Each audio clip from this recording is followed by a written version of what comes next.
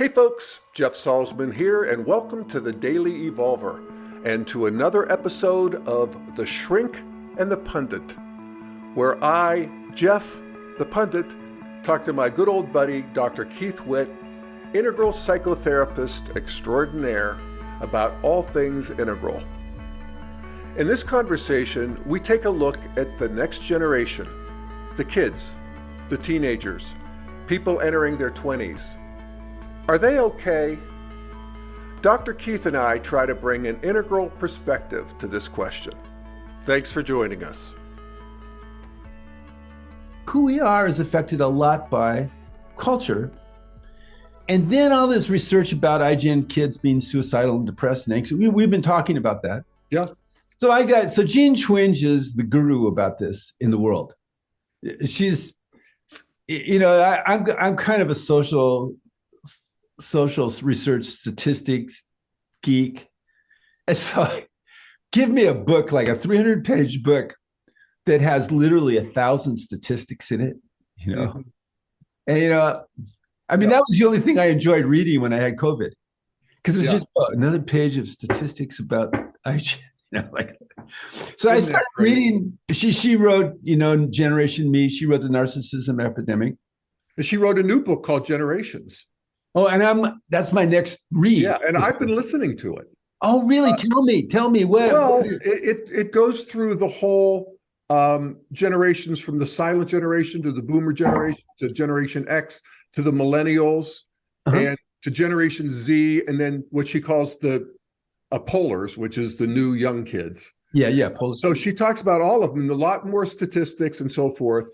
But what she's talking about in IGN and what we've been talking about would be the Generation Z, basically the people born from 1995 on. I'm thinking to 212, yeah, right. Yeah, exactly. So basically the under 30, 28 and under, the people who are just now going through their Saturn return. Yes, well said. At the leading edge. Yeah.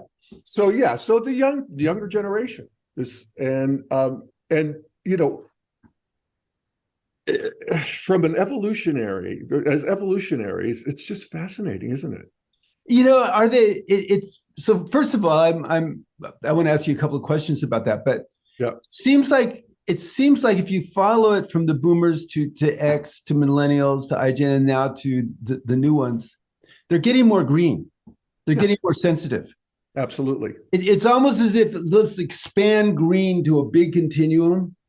It seems like there's a gradual movement towards, which are they at the point of that breakthrough into teal? Is a generation closer to that breakthrough into teal than other generations? Will the children be closer? I don't know, Jeff. Yeah. Well, I think so, and I think we can see some beginnings of that. I mean, just as we saw the beginnings of green with our generation, Keith, in the 60s, the throwing off the conformity and something other than just soulless consumerist materialism and all of the stuff that boomers did. Really, that was the beginning. And that what we realized, because we thought we were the boomers, is that a lot of boomers didn't do that. A lot of boomers stayed right at the traditional, a lot stayed at modern, but there was that cutting edge, but that has become bigger, and there's a new cutting edge. And and I think in a way it's still green, but it's good green in the sense that it's egalitarian. It's a complete new sort of, it's like the Google map of identity has turned up several notches. So the idea of male or female or this or that, these big categories that we grew up with are being complexified and accommodating so much more, masculine and feminine in one person, the binary, the fluid, that sort of thing. That is the future. That will be our grandchildren. It's so interesting to me that a lot of the IGN kids, and this is the research that they did was cross-cultural and cross SES, social economic level. I mean, this is all the kids. They actually get confused when they talk about racism, some of them. they get a little confused when they talk about though they do You broke up there. They get confused when they talk about racism. Okay. Because most of them have been in schools that have been less than 50% Anglo. Okay. They're fiercely egalitarian and anxious. They're really worried about safety, particularly financial safety, which is fascinating to me. Given that there's going to be fewer workers as they progress into the workforce, and they're going to be more valuable workers. But they didn't have the experience of having jobs as kids or summer jobs and so on. Much fewer of them work. When you and I were young, like I did labor jobs and that kind of stuff, and then I kind of worked my way up. I mean, I was fired from being a lemon picker. I was not a good enough lemon picker to be a lemon picker, and they fired me. What a mistake. I know. What a shame. But lemon picking has really lost somebody because Keith really didn't come on board. Yeah. Well, that's true. And they don't work summer jobs, and they don't mow grass, and they don't, but they don't want to work in the same way we did. I mean, we talked about this with depression and the anxiety and so forth. And suicidality, yeah. Yes. In some ways, what they're dealing with is, I hate to see it as a mental health crisis. I know it is by typical standards, but it's an evolutionary crisis. They're including so much more information, and they have less to hang it on, in the sense, and this is evolutionarily appropriate too, but God, religion, patriotism, all of these things that were the narratives of history that you could find your identity in. Yeah. Those no longer, postmodernity did its job. They're gone. I kept thinking about you when I was reading these statistics. Yeah. That they're unchurched. Churches around the United States are being repurposed. Okay. Yes. That they don't think schools are very relevant. They're disinterested in schools because they think schools are not relevant. And also, so when the iPhone hit, when everybody had an iPhone, 2012, there was a shift that it was more steep than anybody had seen in generational research ever. Okay. Yep. Now, one of the things is what you're talking about. Way more depression, anxiety, suicidality, all that other stuff, loneliness. Yep. The more time you spend online, the more likely you are to be unhappy and depressed. That's after 2 hours. 2 hours of social media or less doesn't seem to have. It's like that thing about a glass of wine a day, isn't it? But if you go over 14 drinks a week, all of a sudden there's cascading health problems the more you drink. Yep. So the iPhone's like that, except unlike alcohol. It's like the printing press in 1440. It's created a dramatic shift in information exchange and connectivity that we're still seeing. Yes. And I think that in general, that's a good thing. In general, to have a window into infinity that fascinates you is a good thing. Now, dialectic of progress, there's all this evolution is wasteful. There's no point in evolution where there's not a lot of losers. No, and evolution doesn't like peaceful either. No, it's not peaceful. I mean, I hate to say that, but it does explain human history and history in general. Yeah. No, evolution thrives on challenge and edge, and edgy and scary and challenging. Chaos. Conflicting. Well, in chaos theory, it's out of that chaotic interface between rigidity and complete, diffusion.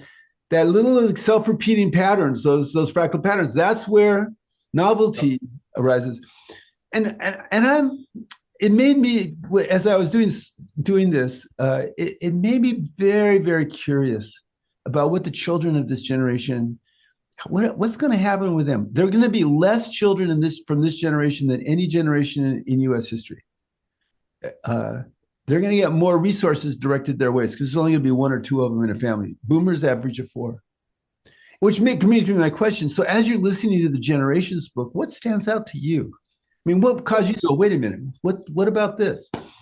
Well, that's one of them is children, silent generation would have come from large families, 6, 7, 8 kids. Yeah. And that makes sense at that economic stage of development where you 1 out of 6 kids died in 1930.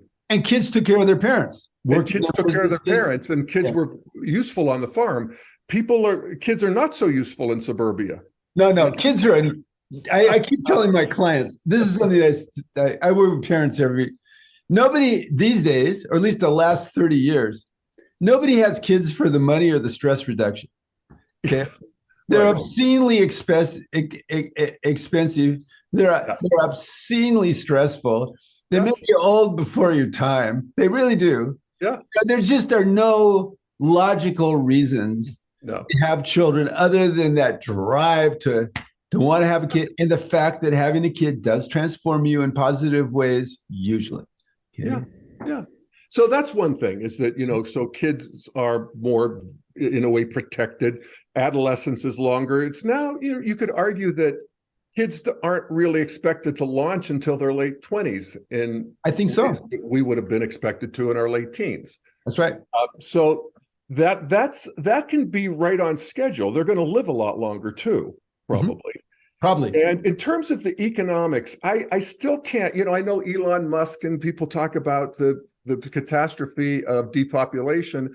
I don't necessarily see it, especially as we get robots and artificial intelligence. Why wouldn't we want to have a country with, 100 million people instead of 300 million people, or a planet with a few billion people instead of, 9 billion people? That urge to grow is still going to be there. Yeah, and we'll grow in other ways. Well, it's also true of all cultures that the more educated the women are, the more the population standard.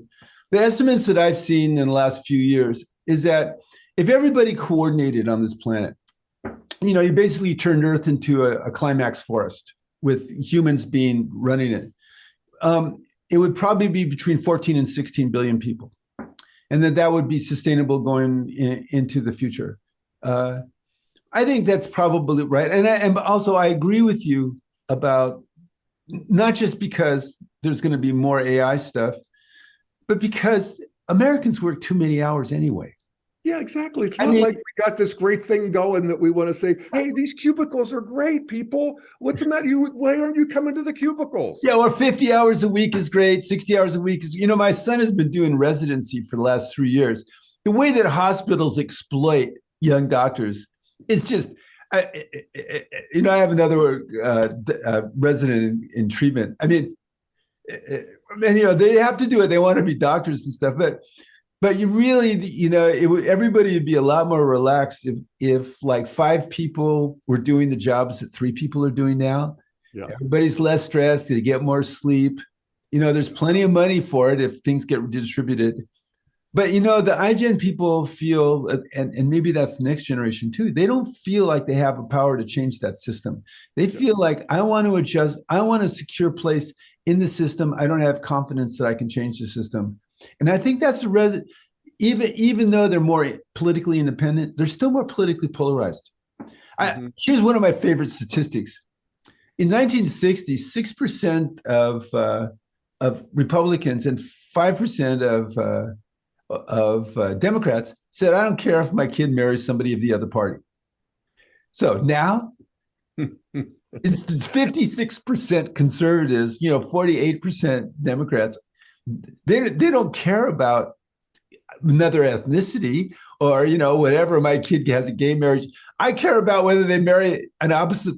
Isn't that amazing? Yeah, and from a developmental perspective, we would say that's worldviews. Oh, yeah. It's the conservative worldview and the progressive worldview, the blue versus the green. They've coalesced. Their identities have hardened. Or found themselves. It's like once green continues to come into the system, then the antithesis, the negation of that also finds that it has to, everybody just assumed that we had this monoculture. But as we continue to differentiate and then we integrate, hopefully, and that's, That's one of the things she actually, in her new book, names the kids born after 2013. So these are the kids. These are 10 or 12. She calls them the polars because Polars, they're going to grow up in this polarized society, and the polar ice caps are melting. So I found it to be very unconvincing. I think that this younger generation, they're going to grow up in a polarized society, and they're going to say, fuck this, like everybody else does. I think most of them grow up in a society, it's like, I get this. What's next? Well, what's next is transpolarized, or integrated. Integrated, polarized. One of the interesting things,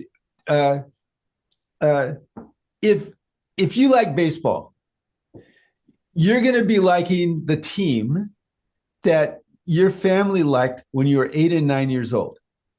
Okay, that's true of every generation. Isn't that something? Isn't that something? It just gets downloaded, doesn't it? And it stays there. Okay, yeah, the Dodgers. Okay, well, anyway, so the millennials are the first generation that identified more with each other than they did with their national stuff. Okay, and iGen are even more like that, and I guess the polars are going to be even more. But you'd think that would make them more progressive. A lot of millennials, and particularly late millennials, early iGen, because they're concerned about safety, and because they're socially isolated and lonely. Okay, now you notice where we're going now. Socially isolated and lonely, the world's not making sense, you don't feel safe. Okay, these are the conditions that create mass formation psychosis. So the ideology, the nativist ideology that emerged out of that, particularly Trump demonizing immigrants, that captured a lot of the millennials who voted for him. It was kind of a perfect storm when that happened. And even now, 20%, so most of the college students are basically saying, look, I'm in it for myself. They're very individualistic. I want to get my job and I want to be secure and so on. And they describe themselves as independents. Nobody describes themselves as moderate anymore. Moderate is now considered a bad thing. But 20% of college students are extremely progressive, extremely conservative, and they're the ones that are making trouble. Okay, and so I think the rest of the individualistic iGen people are just kind of trying to stay out of their way. I think that's true. I think that's roughly true for the culture at large. I just saw the Wall Street Journal poll talking about transgender. Are we getting it about right, or is it too much, too little? The not vast majority, but 60+% was either we're getting it right or we could do more. It's like, men and women getting it about right, 60%. I mean, there's these big numbers. Yeah. And yet, and here's where I would defend emergence in a way, or evolution. Evolution likes these extreme. They do. They're out there bringing, almost focusing their worldview against each other, arguing for it. They're, in the arena with each other. I'm not sure it's not fruitful. It's ugly, and it's anxiety provoking. Jeff, I'm sure it's not just what evolution wants. Fritz Perls said, somebody said, what's Gestalt therapy? And Fritz Perls said, it's making the implicit explicit and pointing out the obvious. I feel like you just did that. I think you just did that with evolution, with those kinds of energies create that shift that puts those kinds of energies put energy into the system. And in a complex system that's energized from the outside, that energy creates an urgency in the system to reorganize in a way that's more energy and independent. Yes. Yeah, and what we can notice, Keith, and this is another piece of, I think, good news that evolution brings us, is that we are now fighting that battle in a way that is nonviolent, basically. Yeah. It's verbally ugly as can be, and reputations and canceling, and there's real victims of it. There's more emotional violence. There's more emotional violence, less physical violence, developmentally. Exactly. And it's hard to say how much emotional violence is attended by physical violence. So, you know what I mean? But so our job as integralists and the universal donors and the friends to all is to have the, do what we can to make the fight more fair, more fruitful, but not think this shouldn't be happening. It's awful that it is. I can't stand it. We're doomed. Well, this is an ongoing conversation. Yeah, I've fallen to that, and then I. It's almost like I step in the mud, and then I wash my boots off, and then I step into the mud again. I mean, one of the persons that helps me wash my boots the best, because I'll step in the mud by making the mistake of characterizing all of conservatives by the extreme psychopaths that have emerged out of the mass formation ideology, rather than the extreme psychopath himself. Yeah, right. But he who shall not be named. He who shall not be named. That's right. He should not be named. Yeah. It's okay.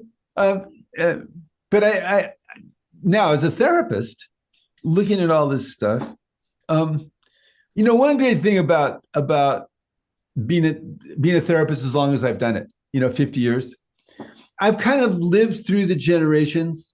But now, because I have people that I work with that are 80 and people that I work with that are 16, I'm still in all of them. The therapy archetype is like coyote in Navajo mythology, Loki a little bit in North.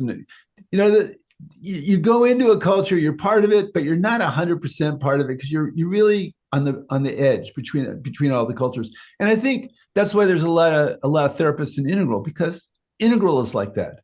Yeah. Felt appreciation from multiple points of view. Absolutely. Yeah. And each one of these things, each one of these worldviews, when it appears, kind of needs a different level of attunement, a different kind of understanding. That if you're not in harmony with their motivation system, particularly their intrinsic motivation systems and their perception of the extrinsic motivation systems, then you lose credibility. So that puts a lot of pressure in therapy, good pressure. Yeah. To go, okay, let's look at your intrinsic motivators. What are the good ones and the not good ones, or the liberating ones and the constricting ones? And let's look at your experience of the world.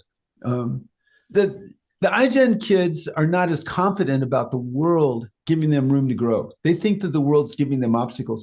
Millennials thought the world was their oyster to a certain extent. Mm-hmm. They have more narcissism, but they had more self-confidence, Jeff. Okay, interesting. Yeah. Well, I do think that the change is radical in the sense that, when you talk about a therapist needing to vibe with the, basically the cosmic address of their clients. Exactly.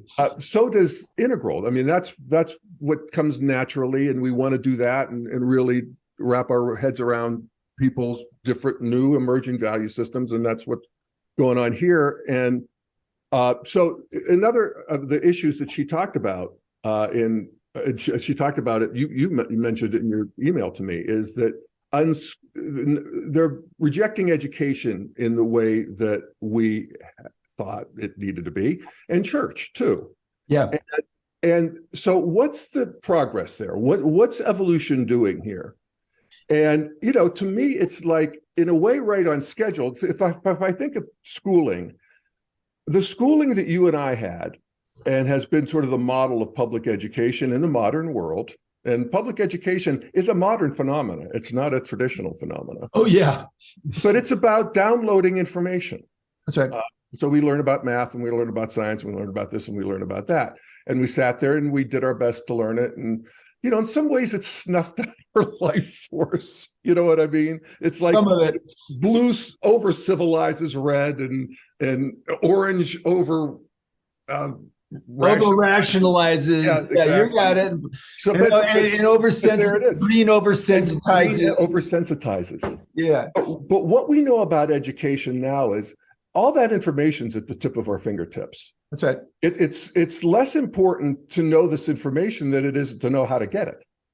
Which explains why there's so much pushback around I forget the name, the 611 and critical race theory. There's so much pushback. Why? And you're talking to 1619 project. 1619, yeah. There's so much pushback because managing information and discerning is the most important thing now. So you do need some kind of fundamental, you need to know what atoms and quarks, and you need to know about basic biology, basic evolutionary. There are areas.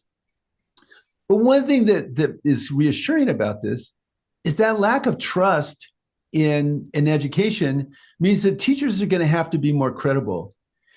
If you look back, and I look back at my education, there were certain teachers where I went, whoa, this person has access to something I don't have, and I'm interested. It could be in any subject. There was a combination of passion and charisma that caught my attention, and I wanted to go deeper. And now, of course, teachers in the United States are not treated particularly well, though I like it that they're striking in furs. But if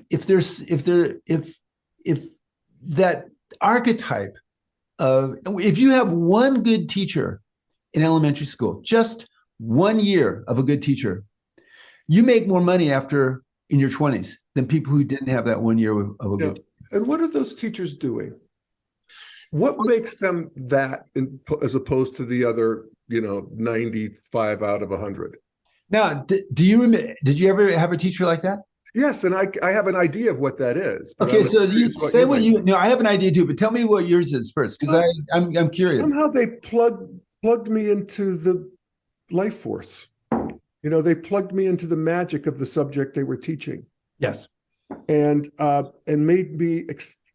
That was really all they needed to do. The life force takes care of the rest in a way, but guiding and so forth.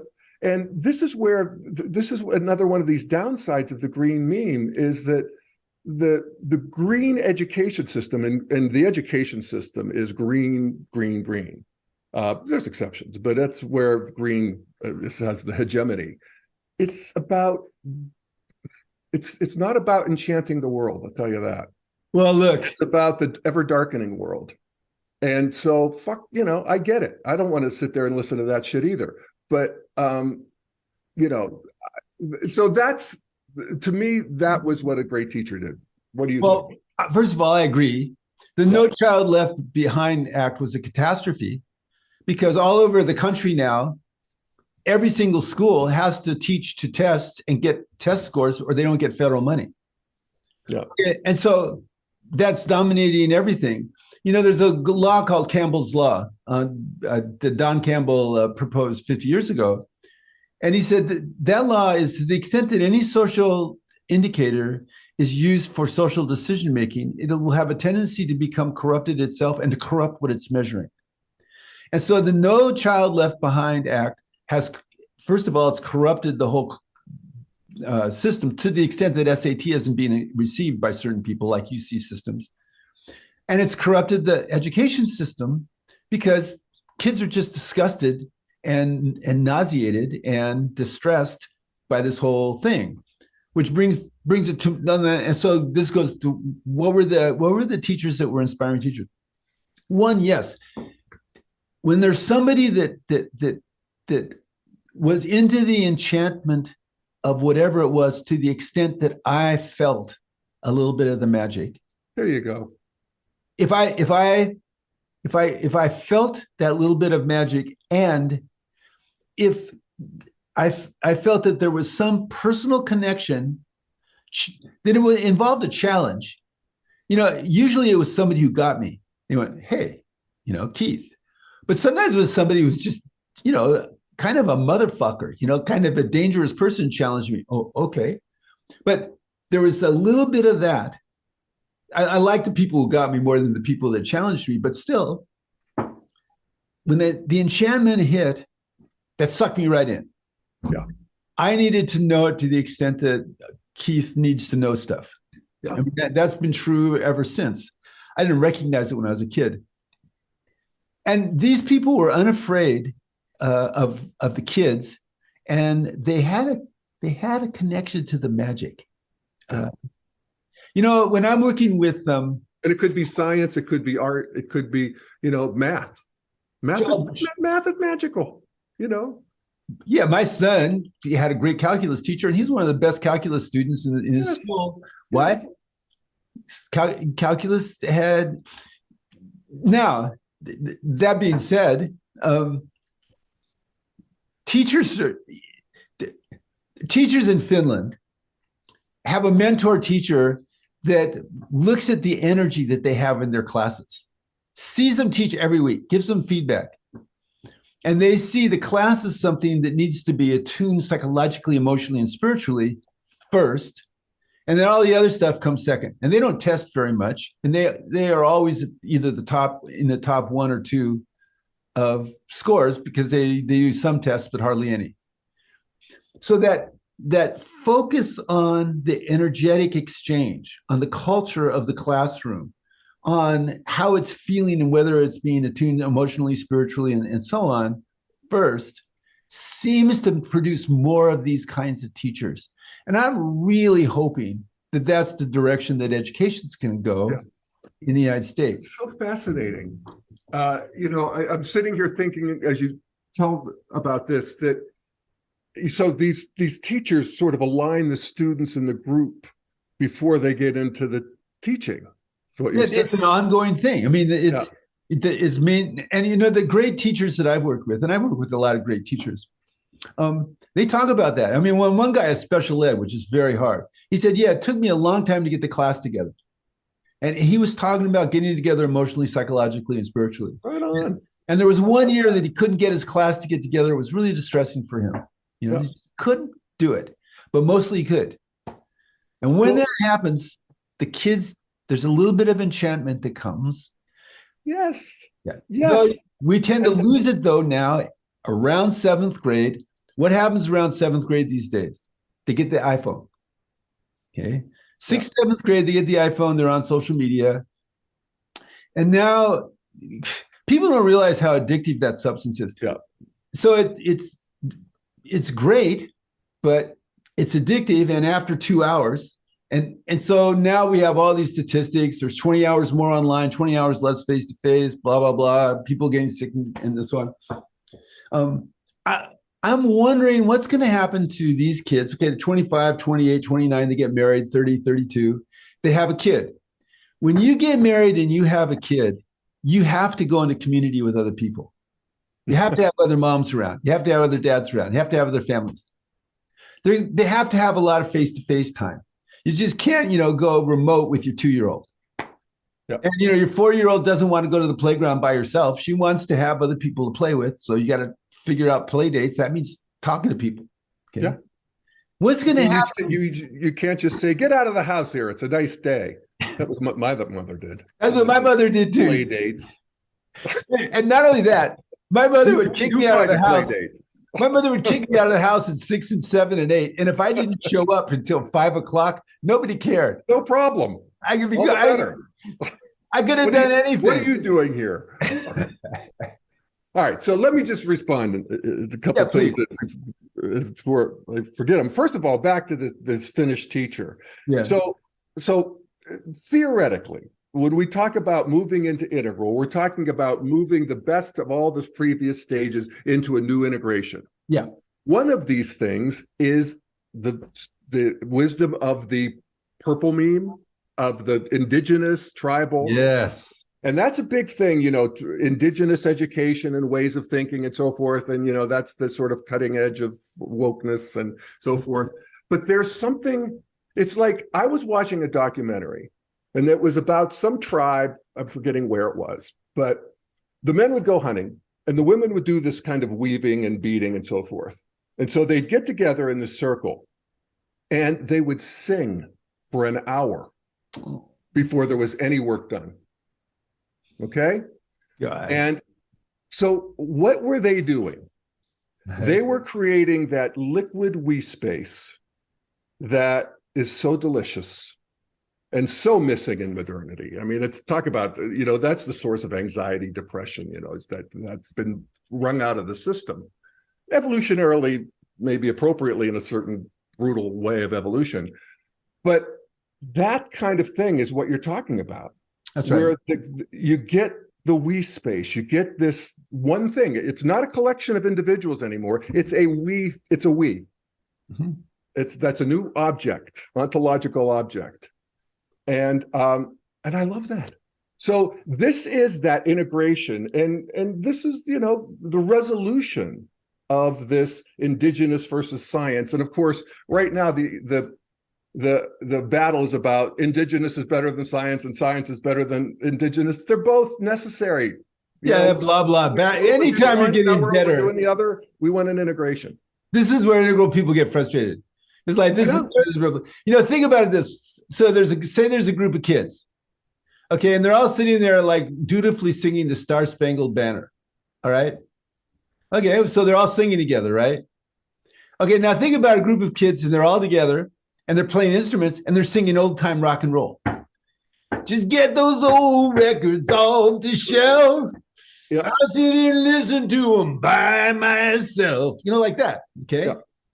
All right. Which one of those things has more spirit? Right. Yeah. Okay.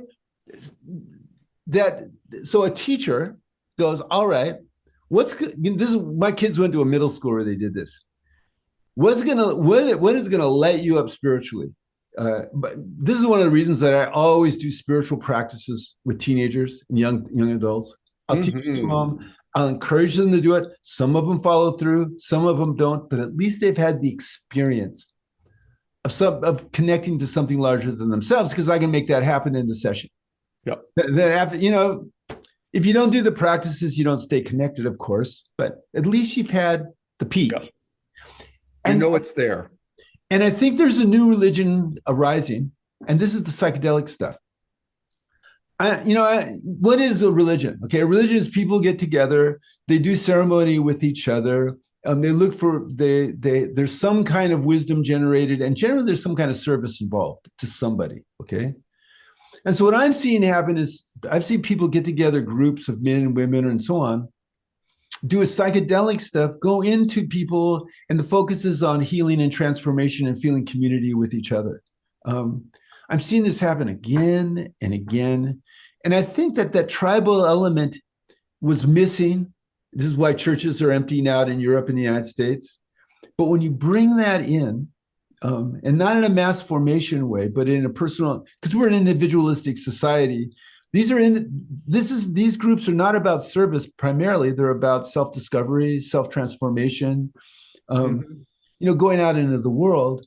And that service thing, I think, is a loss. But I think these groups now are it's like the old peyote religion in the Southwest.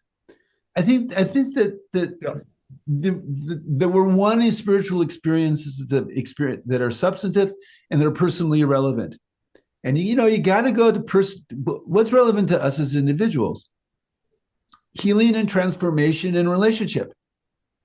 Yeah, but a lot of iGen kids said, 70% of them, there's questions that I have that I wouldn't ask, the Christian ones, I wouldn't ask to a pastor. I wouldn't bring up those topics. Well, if you can't talk to the shaman about what's on your mind, what good is he? Useless. Yeah. And so there you go. So we're talking about religion. Religion, what would you say? It gives us a sense of mission, purpose, connection to the other world, and community. And community. Yeah, the community part is a big deal. Yeah. Identity. So I think psychedelics is huge in the cutting edge of culture, and even more than the cutting edge these days. But also and I mean this in a good way, the religion of climate and environmentalism. This is, I think it's, like a lot of religion, it's populated with fanatics, but fanatics play a role in religions, catching on. Well, it's never pretty, think of the fanatics of the past. But it's a religion it's an appropriate one. We've killed off half of the natural world. That seemed to be what evolution wanted, so that we could get modernity installed, and we've done that. So now it's time to move from growth to sustainability to a world-centric, environment, clean up the planet. And that's a worthy religion. As is, egalitarianism and, world-centric, multiculturalism. All of these are, populated by fanatics, but they're doing the work of human emergence and, pointing it out to the rest of us. Here's a weird thing about as annoying as they are. I just want to add. Here's a weird thing about the IGN. They're like libertarians about certain things. They don't believe in gun control. They don't believe in federal environmental laws. Okay. Weirdly, they believe in access to abortion. They believe in people being able to do what they want to do and so on.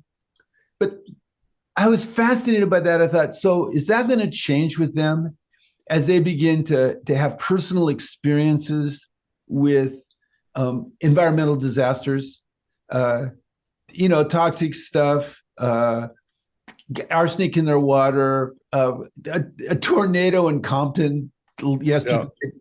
Yeah. Tornadoes in Compton. I mean, is that going to change? I'm just so interested in the next. You're saying that the Generation Z, we're talking about the 20s, 30s and under, are not in favor of environmental legislation? No, they're for the environment, but they don't want the government to tell people what to do. That's an interesting differentiation. Yeah, they don't want mass shootings, but the IGN says, well, we don't want to have gun control. I mean, now it's not internally consistent, but nothing. Well, it may be in the sense that it challenges maybe our thinking, Keith, because we think you're for something. Don't you want government controlling it?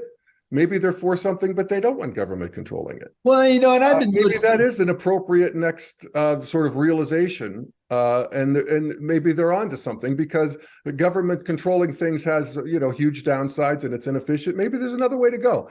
I don't know, but I'm trying to find the intelligence in that apparent contradiction. Well, I've been thinking about that. In that, I have clients. Any law you make is a blunt instrument. Okay. So blunt instruments means some people are going to get screwed by it, even if a lot of people are helped by it.